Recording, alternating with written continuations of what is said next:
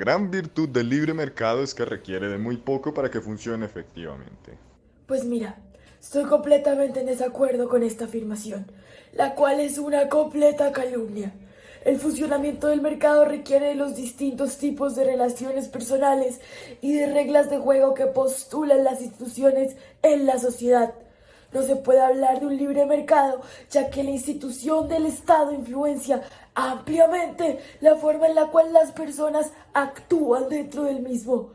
Basándome en mis hallazgos sobre el consumo conspicuo y el comportamiento de las personas, es completamente incorrecto asegurar que un libre mercado, pensando que funcionaría, lo hará con poco esfuerzo. Las personas son seres complejos que toman decisiones basadas en muchas cosas, no solo el egoísmo como es comúnmente pensado en las teorías clásicas. El mercado libre es una ilusión de los clásicos, que actúa como si el homo económico racional existiera, como si eventualmente pudiéramos llegar a un equilibrio perfecto. En realidad, la complejidad con la cual las personas toman las decisiones no se puede matematizar. Desde mi visión evolutiva, yo creo firmemente que el cambio institucional y el funcionamiento del mercado están condicionados por una relación bilateral entre las instituciones, tanto tecnológicas como pecuarias, y los hábitos de las personas. Siguiendo esto, es completamente erróneo argumentar que la virtud del libre mercado es que requiere muy poco en funcionar. Yo podría estar en más desacuerdo con un falso argumento tan superficial e ignorante de la historia reciente. El desarrollo moderno del capitalismo financiero muestra que si se deja sin trabas, así a lo laissez-faire, funciona, sí, pero solo para los productores, que acumulan para sí todo producto y solo conduce a unas condiciones miserables para la población general, que no puede permitirse ningún tipo de consumo. El capitalismo como fuerza productiva sin regulación termina hundiendo las mismas estructuras productivas en las que está cimentado. Fomenta una hiperacumulación de las clases poseedoras que se traduce en deflación, crisis y catástrofe de la riqueza interna. Si alguien, después de lo que ha acontecido en 1929, me dice seriamente que el capitalismo funciona bien cuando el Estado no interfiere, lo tomaré por un ignorante o, en su defecto, un graduando de la Universidad de Chicago. Ante esta afirmación, yo tomaría esto con cautela, e incluso antagonizando con esta si tenemos en cuenta que yo, al ser uno de los pioneros de la economía matemática, más conocida como econometría, y si al analizar la economía de manera tan profunda considero que el plantearse que la economía se pueda manejar con facilidad a base de un libre mercado, para mí es totalmente falaz y genérico, en especial si tomamos como uno de los puntos principales todos los factores que pueden componer el desarrollo y el planteamiento de la economía misma. Un ejemplo de esto puede ser la competencia perfecta o el equilibrio general para la determinación de precios y la interacción de los mismos en la economía. Esto abarca más allá del libre mercado. No considero que podamos sintetizar un fenómeno tan complejo en una frase que, sin embargo, tantos lelos asumen así sin más y sin ninguna clase de fundamento ni ninguna clase de argumento que pruebe esto. Merci.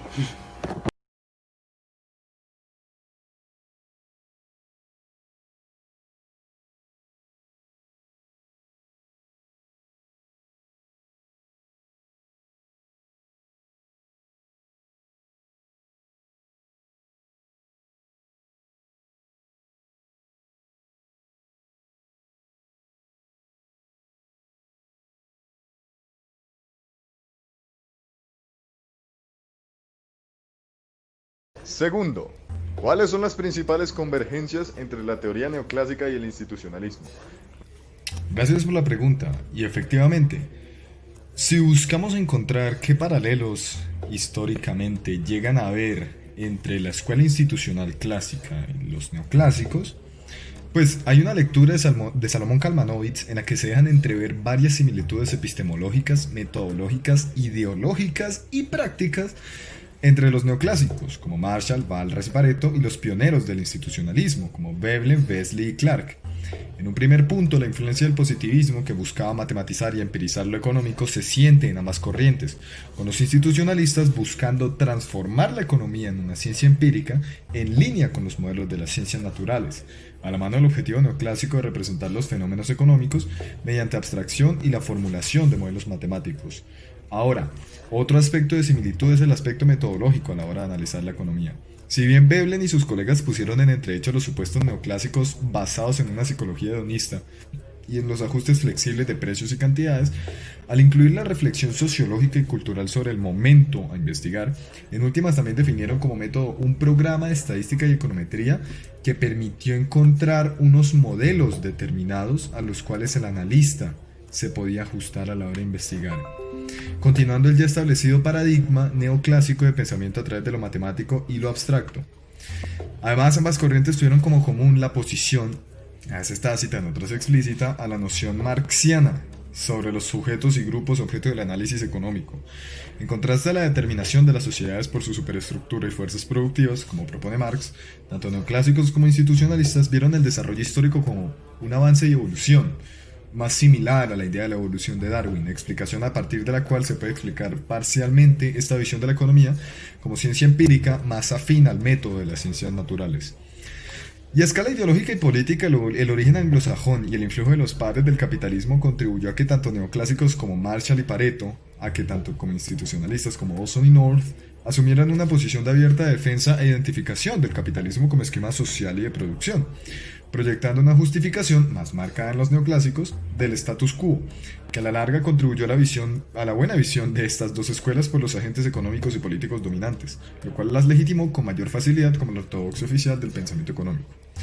En conclusión, si bien entre institucionalistas y neoclásicos hay fuertes abismos, por ejemplo, en la consideración neoclásica sobre la historia humana, donde a los neoclásicos se les acusa de vacuos y cerrados, en últimas hay numerosos elementos de similitudes teóricas, metodológicas, ideológicas y epistémicas que permiten considerarlas de forma integral y crítica como contingentes en un periodo de tiempo determinado, sacando a relucir las dos escuelas interesantes aportes sobre cómo entender los fenómenos económicos a pesar de las enormes críticas que carga sobre sí, y con razón, la economía ortodoxa. Gracias.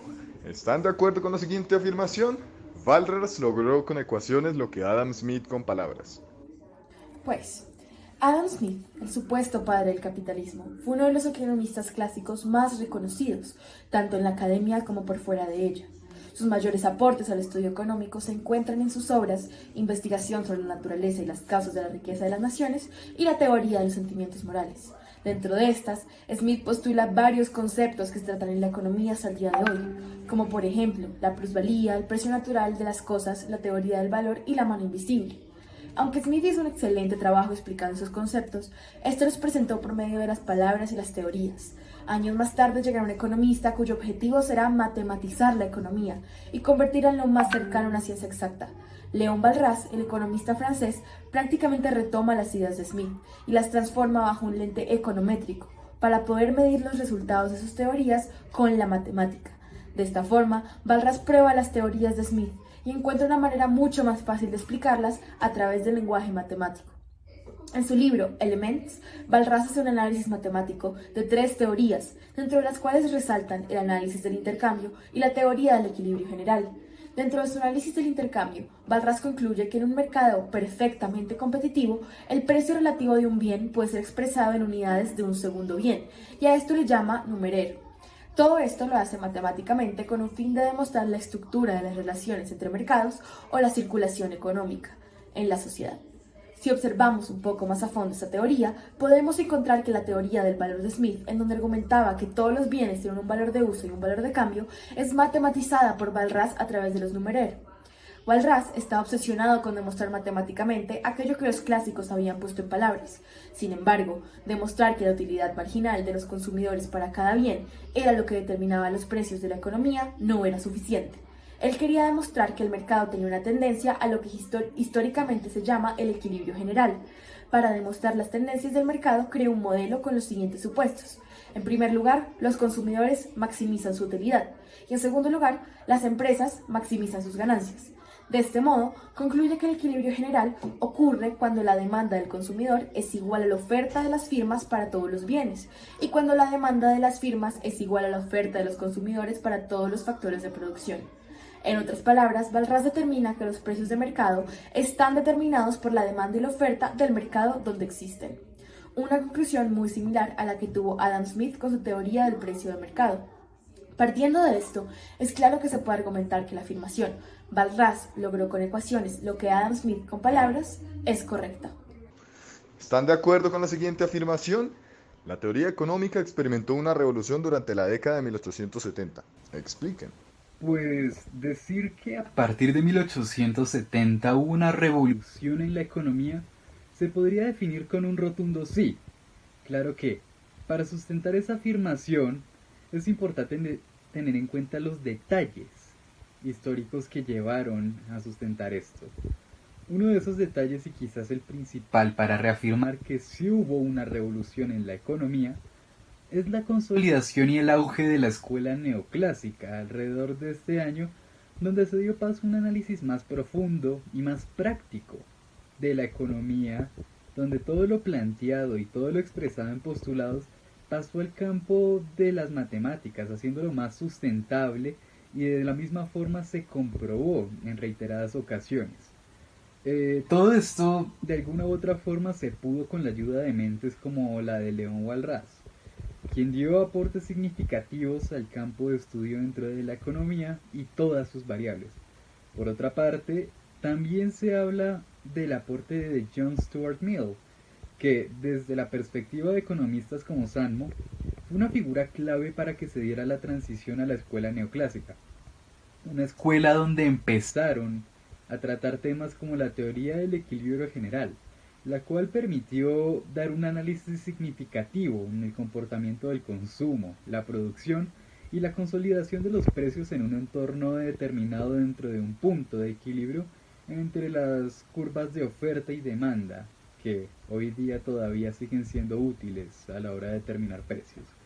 Por otra parte, dentro de la escuela neoclásica se desarrollaron conceptos como la competencia perfecta e imperfecta, donde se empezaron a acuñar y a profundizar toda clase de conceptos que hoy día son importantes para entender la economía.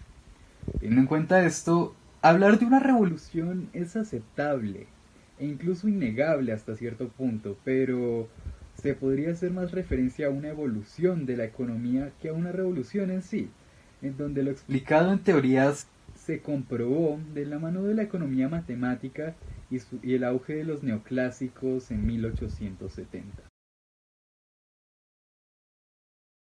Yo efectivamente creo que mis preguntas fueron pertinentes para los temas que se dieron en la clase, ya que desde el análisis y metaeconómico que acompañó a las lecciones y teorías, puede profundizar y complejizar mis nociones sobre la teoría económica como instrumento de determinados intereses y grupos sociales y políticos.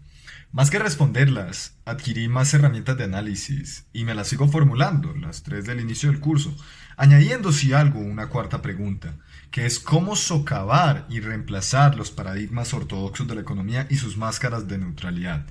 Y en últimas considero que una clase tan abierta al diálogo crítico, a la interdisciplinariedad y al pensamiento heterodoxo es idónea para este tipo de preguntas. 10 de su clase, profe. Muchísimas gracias. Bueno, referente a las preguntas que me planteé al comienzo del curso, pues considero que eran pertinentes y que siguen siendo pertinentes a día de hoy, la verdad, aunque también es importante resaltar que fueron respondidas a lo largo del curso de manera satisfactoria, con lo que pues me siento satisfecho al respecto. Por otra parte, me sigo haciendo la misma pregunta, una de las mismas preguntas que me hice al comienzo del curso, y es de qué manera ha evolucionado la percepción de la pobreza y también de qué manera se está desarrollando, de qué manera se está tratando de mitigar esta misma dentro de la economía y dentro del sistema actual. Creo que eso es lo principal que todavía me sigo cuestionando y que a día de hoy siento que tiene tantas respuestas que se puede tornar ambiguo. Bueno, yo honestamente no me acuerdo de las preguntas que planteé al principio de la clase. Pensé que las tenía escritas, pero no. Sin embargo, sí tengo unas expectativas de la clase que sí tengo escritas, las cuales dicen que quiero aprender sobre los diferentes pensamientos y corrientes económicas como una introducción a la teoría económica para poder entender mejor la historia y la episteme de la economía. Según esas expectativas, creo yo que fue correcto.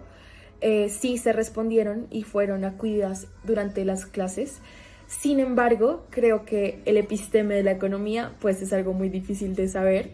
Cuando empezó realmente la economía, hablamos de que empezó pues en tiempos milenares, cuando era civilizaciones chinas con el dinero, o Aristóteles inclusive en las civilizaciones griegas. Entonces esto es muy difícil de saber. Sin embargo, las preguntas que yo me planteo al día de hoy son cómo podemos investigar esa historia para solucionar los problemas que tenemos hoy en día. Y además, ¿qué sigue después?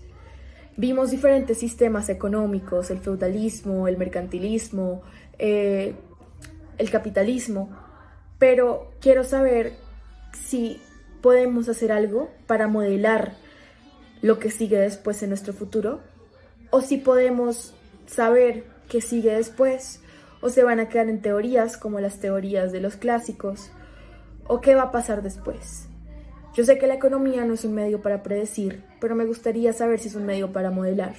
Si podemos modelar nuestro futuro a través de sistemas económicos que influyan con las políticas públicas, si podemos usar esos modelos económicos y la econometría que es tan criticada en clase, pero para poder crear un cambio en la sociedad. Y me gustaría conocer mucho más de cómo se maneja la economía hoy en día, qué podemos hacer para modelar el futuro a través de la economía, cerrar la brecha de desigualdad, acabar con los ciclos de pobreza, pero utilizar la economía como herramienta para poder llegar allá.